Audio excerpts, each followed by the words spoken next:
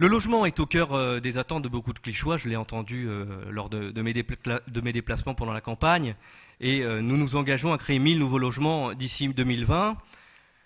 Des logements pour tous d'ailleurs, il ne faut pas caricaturer les programmes de gauche comme j'entends de la bouche de nos détracteurs. Notre idée effectivement est de trouver là un équilibre et aujourd'hui la ville de Clichy a été portée par ce dynamisme. Des logements sociaux, intermédiaires et en accession à la propriété, comme d'ailleurs l'écoquartier du Bac d'Anières que j'ai lancé en tant que maire adjoint à l'urbanisme. Et je tiens à vous dire au passage qu'aucun quartier ne sera oublié et que cet équilibre, si on le veut au regard de la mixité, si on le veut au regard des logements proposés, on l'aura également au regard des implantations géographiques pour que chacun puisse se sentir concerné par le projet que je souhaite mener.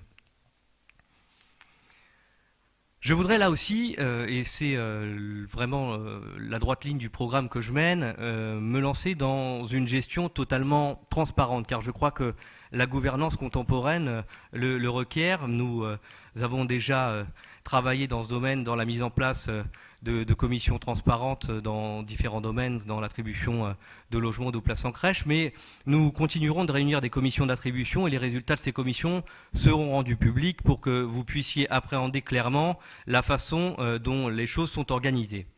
La transparence, demandez à notre adversaire s'il s'engage sur ce point. Il n'a pas voulu me répondre dans le cadre du débat que j'ai engagé dans ce domaine non plus. Peut-être aura-t-il le courage de vous répondre à vous. Sur la lutte contre l'habitat insalubre, j'en parlais tout à l'heure, nous finaliserons le travail de fond mis en œuvre ces dernières années pour qu'à la fin de mon mandat, aucun habitant de Clichy ne soit logé dans des conditions insalubres.